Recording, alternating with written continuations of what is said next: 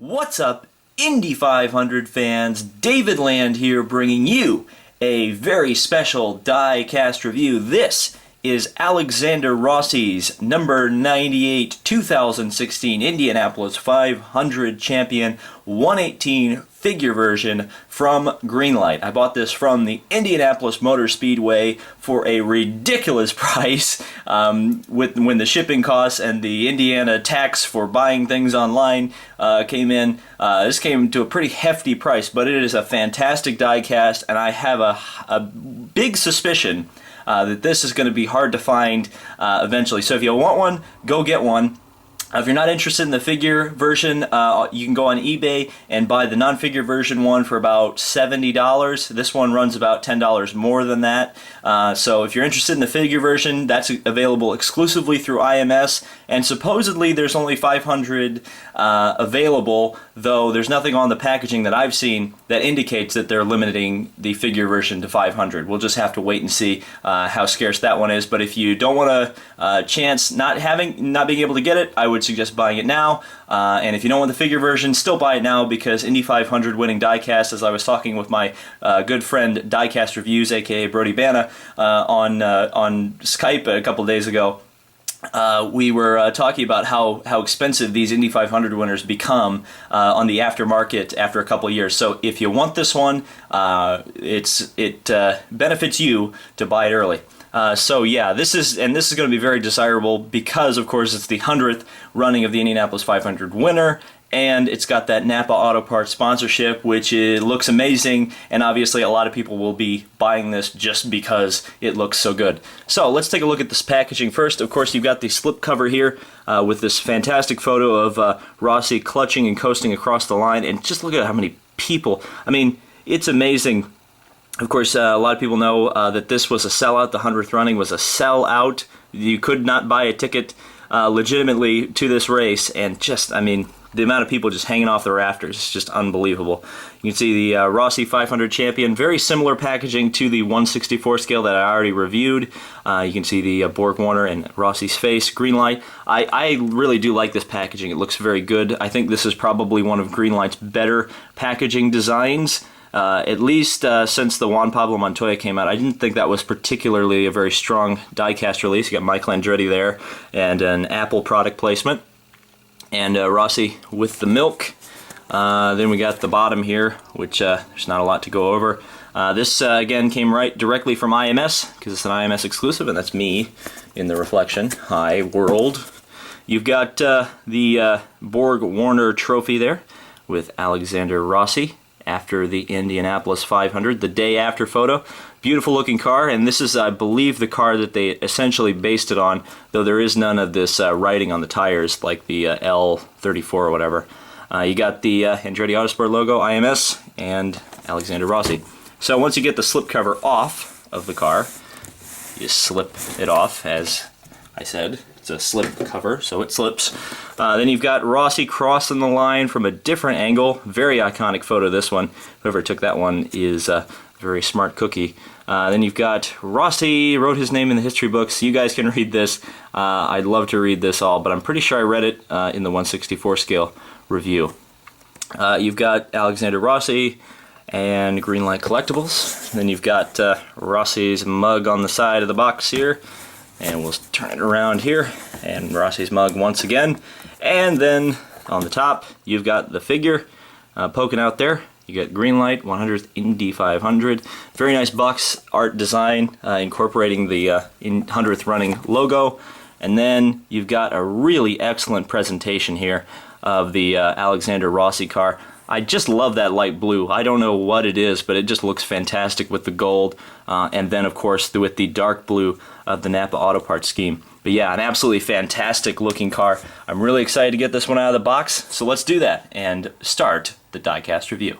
This car is a real treat for the eyes. I mean, just look at this thing. It's an absolutely beautiful looking diecast. I mean, wow.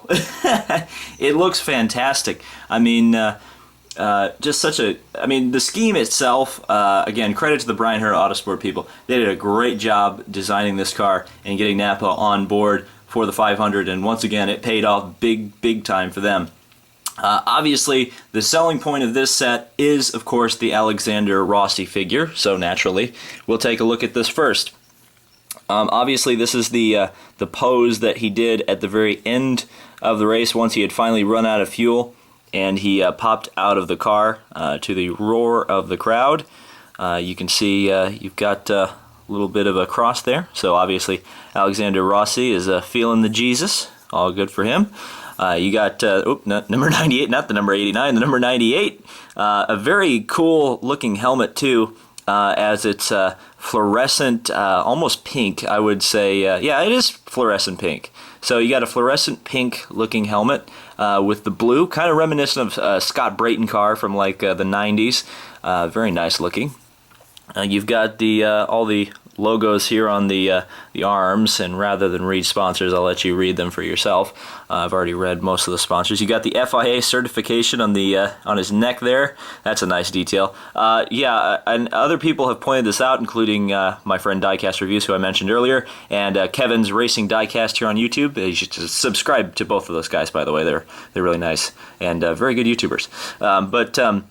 Yeah, they both pointed out that the figure is much higher quality than we have gotten in the past with these figure versions. I mean, this is the decaling. It's almost like it's printed on rather than decaled, which the other two figures that I have, at least, of Hunter Ray and Ryan Hunter-Reay and Juan Pablo Montoya, the logos are stickered on or decaled on. So these look like they're printed on or tampooed or whatever Hot Wheels calls that process of getting those decals on something. That's what they did here, and it really pays off because this is an absolutely fantastic looking figure and a really great moment there at the very end of the race. So if this is worth it to you, I would definitely suggest picking the figure version up because this is a really high quality figure here, which will look great in your collection. He does stand fairly well. You guys may have noticed that he was standing up when I did the camera shot, and you could see there. You can pose him. This was essentially what it really looked like. He kind of was looking at the crowd. He's kind of shaking there. As you would be if you won the Indy 500, but that's kind of more of the pose that actually occurred in real life. He kind of hopped out of the car this way and then looked at the throngs of people over here. But yeah, it was just a wonderful moment. This here is what the Indy 500 is all about. Just the driver who, shocked as we all were that he won the race, coming out to acknowledge the crowd as his car completely stops out of fuel after a gamble that pays off to win the race. Fantastic. So we'll put Rossi aside for now. So we can take a look at the main attraction, which is, let me readjust the camera just a little bit here to give a little bit better of a view of this car. So yeah, the main attraction, the new Honda Aero Kit mold from Greenlight. It's 2 years later than we should have gotten it, but once they finally did get it out, I think it's just a fantastic looking piece of diecast. They did a wonderful job here, and I think they kind of had to for several reasons. Number one, the Juan Pablo Montoya Indy 500 winner was late, and it left a lot to be desired. Myself and other reviewers here on YouTube were fairly critical of Greenlight for that, and they responded with this, which I think is a very, very acceptable model. In fact, more than acceptable, actually really fantastic.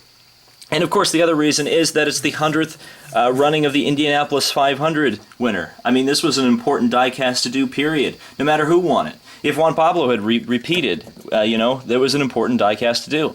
So they had to get it right, and they did. And I think it's just, it just looks fantastic. I'm very, very happy. Obviously, the last time we had a 98 car win the Indianapolis 500, it was Dan Weldon, and that diecast was incredibly popular, even more so, unfortunately, after he passed away in that accident at Las Vegas. But I suspect this car will also sell, if not as well, maybe even better than that car, because of the fact that, again, it's the 100th running, and it's a new face on the Borg Warner Trophy.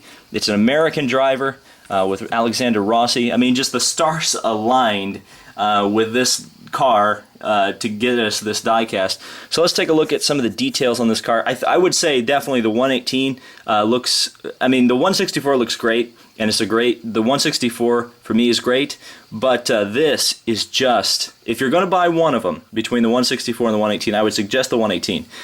Even though you're going to pay $50, $60 more, it's worth it. So you can see you got carbon fiber detailing here on the wing end plate here. Of course, the Honda aero kit, obviously much smaller in terms of a wing than the Chevrolet. And just look at all the sponsors here. I'm not going to read them all, but I'm just kind of going to give you a perspective view of them. There's that little NAPA Auto Parts logo. If you guys follow me on Instagram, I kind of pointed out that the Andretti Autosport team ran those little NAPA logos on their car the entire year, on all 4 of their cars, by the way. We got Delara, Brian Herta Autosport, all that good stuff. UFD, which came back after a year's absence with some issues. The one thing about the Honda Aero kit that's not here, and I'll just point it out, is that there should be a wicker bill going up the center of the car here. That's only on the Hondas. For whatever reason, IndyCar forced Honda to run a wicker bill down the center line of the car. But you know, I'm not going to nitpick too much. This is going to be a very nitpicky review when I make complaints about the car, because there's not a lot that isn't good about it. Try to get in there. You got a Bosch logo underneath the suspension pieces here. You got not a lot of cockpit detail. You guys are probably used to that. We'll go on the side here. You've probably heard the other diecast reviewers talk about the fact that the Firestone logos or the Firestone tires are asymmetrical, so they're different. You can see red on the right side and white on the left. And you've got the Carlisle Tools, the Dave Despain Show, brought to you by Carlisle Tools. And you got the fuel Buckeye there, which I don't think is modeled on the 164. Can't remember. The onboard camera. I don't think Rossi ran on an onboard camera, so that's correct. You got the number 1, so technically it's a raced version. And of course the Honda, very iconic dorsal fin and very long engine cover. And then you've got the swan necks here, and there is a problem with the swan necks. There's actually some silver detail that should be here in the AF. You see there should be a little bit higher on the swan neck. Not a lot of people are going to be complaining about that. Again, it's just a nitpick that I need to point out because I am, of course, a diecast reviewer. Then you've got Honda's kind of different solution to the side pods there. Of course, Chevy's got the 2-piece. And Honda's got this 1-piece that's kind of reminiscent of the old DW12, but kind of refined and improved. So this is Work It Like a Pro Blaster. That's what that sponsor is. I had trouble reading that in the last video. And then this is supposed to be Sunoco right under the fuel Buckeye. So that's actually really good product placement, despite the fact that it's next to technically what is a competitor to them, Castrol Edge. Even though, okay, Castrol owns BP. How about that? So technically not a competitor. You got the 98. Very lovely. And then you can really get a good look at these sponsors here, Black Flag and STP. Those were hard to read on the 164. It's cool to see STP on the winner of the 100th Indy 500. They've been such a long-time sponsor of IndyCar and racing in general. Obviously, hello, Richard Petty. But yeah, just a really nice detail here on the rear wing. These sometimes get crooked. Mine's slightly crooked. The rear wing, you may be able to notice it here, just slightly off. I was able to manually adjust it a little bit by applying a little bit of pressure, but you may be able to tell, you may not be able to tell. It's very negligible, but something I wanted to point out as well. So if you can pick these out, or pick one of your a Rossi car out for yourself, I would suggest you do it. But I would suggest that you do that for all diecast. Another difference from the 164 is you actually get this little bit of I guess a channel here that they just didn't model on the 164, probably too small. So this little bit of channel helping direct the air away from the spinning wheel and to the swan neck rear wing. Nice detail. Glad they included it. Then you've got the 98 rookie stripes on there with carbon fiber detail. That is very nice. That looks incredible, actually. That's a very nice looking detail, especially for something on the back of the car that not as many people are probably going to look at. And obviously the swan neck actual mounting point here, or not the swan neck, the rabbit ear mounting point, much thinner than it is on the 164. The bumpers are plastic. The bottom of the car, the under tray, is plastic. The suspension bits are plastic, but the front wing, the whole body of the car, and the rear wing are all metal. You've got the bumper flaps there to keep the cars on the ground if they go backwards. And we'll go around to the other side of the car and kind of give you a perspective view of this car. Wonderful looking piece. Of course, you also do get the mirrors. That's another thing you don't get on the 164 for obvious reasons, because it's kind of small and it'd be very hard to model. Siemens is on there, if it would focus on that. Yes, thank you. And DigiPen and ZF, which is a sponsor I see on Porsche RS Spiders. Here on the back, or on the bottom of the car, you got the front wing modeled in blue. And then you've got the under tray, which is very similar to the other DW12s that have come out, even though it's copyright 2016 Greenlight. This is number 363 of what I assume is 500, but again, there's nothing to indicate that this is exactly limited to 500. So real quick, I want to do this. I think there's another YouTuber. I think it's Diecast Reviews. I think I don't know if he's going to be happy with me spoiling that, but apparently he's going to do this too, so I'm going to be very brief about it. But I do want to do a little comparison between the Honda and the Chevy, at least visually, once again. This is the Simon Pagenaud Hewlett-Packard Enterprise car. This is a car that was given to me for Christmas by Race Day 2011, so add that to the count of those that have ended up on a video here. But as you can see, obviously the Chevrolet uses these large bumper pods that have no, or at least in the Greenlight scale, no rabbit ears, smaller rear wing versus Honda's slightly bigger rear wing with their own end plates. You've got the air channel here, the two-piece side pod, which Honda's is a one-piece. You got the much larger front wing, as you can see there, and then pretty much you've got the smaller, much more aggressively shaped rear cowling.